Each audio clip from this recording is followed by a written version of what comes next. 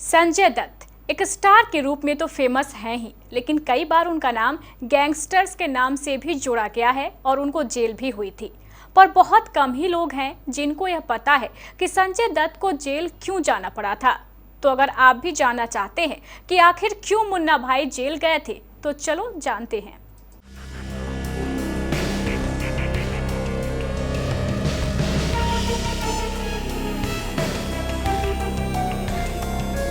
संजय दत्त बॉलीवुड का वो सितारा जिसने अपनी फिल्मों से करोड़ों दिलों पर राज किया, लेकिन फिर ऐसा क्या हुआ कि संजय दत्त को जेल की हवा खानी पड़ी?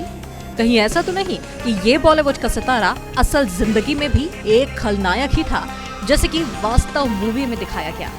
तो इस तरह के तमाम ऐसे सवाल हैं जो हर उस इंसान के मन में चलते होंगे जो संजय दत्त के बहुत बड़े फैन हैं। तो चलिए बिना किसी देरी के आपको बताते हैं संजय दत्त की ये कहानी।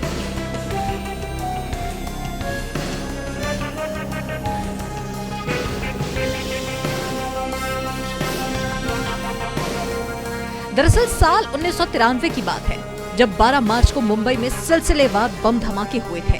इसके पीछे कई बॉलीवुड हस्तियों का नाम भी सामने आया। संजय दत्त को अबू सलीम और रियाज सिद्दीकी से अवैध बंदूकों की डिलीवरी लेने, उन्हें रखने और फिर नष्ट करने का दोषी भी माना गया था। वहीं टाडा अदालत में पेश सबूतों के आधार पर ये हथियार उस जखीरे का हिस्सा थे जिन्हें बम धमाकों और मुंबई पर हमले के दौरान इस्तेमाल किया जाना था। हालांकि संजय ने अदालत को दिए अपने बयान में कहा था कि मैं अपने परिवार की सुरक्षा को लेकर चिंतित था। इन हथियारों को रखने का यही कारण था। मैं घबरा गया था और कुछ लोगों के कहने में आकर मैंने ऐसा किया।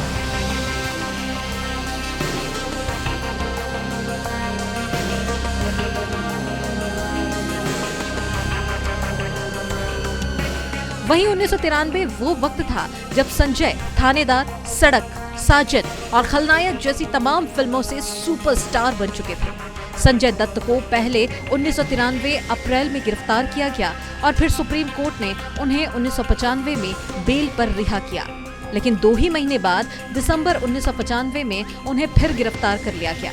वैसे उनके पिता सुनील दत्त ने उनकी रिहाई की बहुत कोशिश की और कई और जाने माने लोगों ने, जिनमें समाजवादी पार्टी नेता अमर सिंह, शिवसेना सुप्रीमो बाल ठाकरे और कई बॉलीवुड नेताओं ने उनके पक्ष में बयान दिए।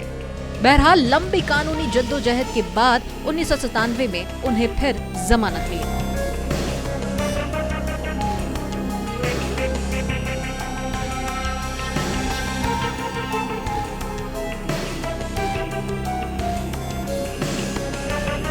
लेकिन 2 साल का ये लंबा समय था और इस दौरान संजय ने अपने करियर और पिता सुनील दत्त ने राजनीति में काफी कुछ खो दिया। संजय के केस की सुनवाई अब साल 2006 में होनी थी। साल 1997 से 2006 के बीच संजय ने कई बड़ी फिल्मों में काम किया। इनमें दुश्मन, वास्तव, कांटे, मुन्ना भाई MBBS और परिणीता जैसी तमाम फिल्मों ने उन्हें बॉलीवुड की पहली पंक्ति में पहुंचा दिया। बाकी 31 जुलाई 2007 को जब टाडा कोर्ट ने अभिनेता संजय दत्त को 6 साल की सजा सुनाई, तो उन्होंने परिवार की सुरक्षा के लिए हथियार रखने की दलील, लेकिन इसके बावजूद अदालत ने उन्हें दोषी करार दिया। इसके बाद संजय दत्त का जेल जाने और आने का ऐसा सफर शुरू हुआ जिसकी आलोचनाएं सभी जगह हुई। 31 जुलाई को सजा सुनाए जाने के बाद संजय दत्त साल 2007 में 2 बार जेल से जमानत पर बाहर आए और वापस गए। ये सिलसिला तब थमा जब सुप्रीम कोर्ट ने उन्हें अंतरिम जमानत दी। लेकिन फिर साल 2007 वही समय था जब संजय की फिल्म लगे रहो मुन्ना भाई सुपरहिट हो गई थी और वो शूट आउट एट लोखंडवाला में एक ईमानदार ACP का किरदार निभा रहे थे। इसी दौरान साल 2009 में संजय को समाजवादी पार्टी की ओर से लोकसभा चुनाव लड़ने का भी प्रस्ताव मिला, लेकिन अपने मामले को लेकर अनिश्चित संजय ने ये प्रस्ताव ठुकरा दिया।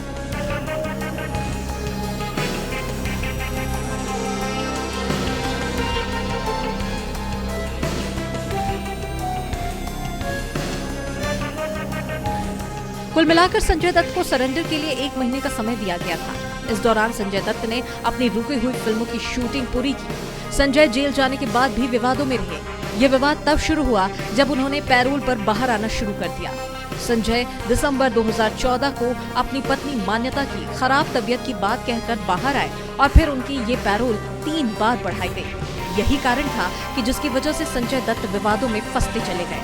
बाकी इनके ऊपर एक बायोपिक भी बनी हुई है, जिसे देख उनकी लाइफ के बारे में और ज्यादा जाना जाने लगा। तो ये तो कहानी रही संजू बाबा की। बॉलीवुड जगत से कुछ ऐसे ही दिलचस्प जानकारियों के लिए और रोचक खबरों के लिए आप देखते रहिए केबीसी न्यूज।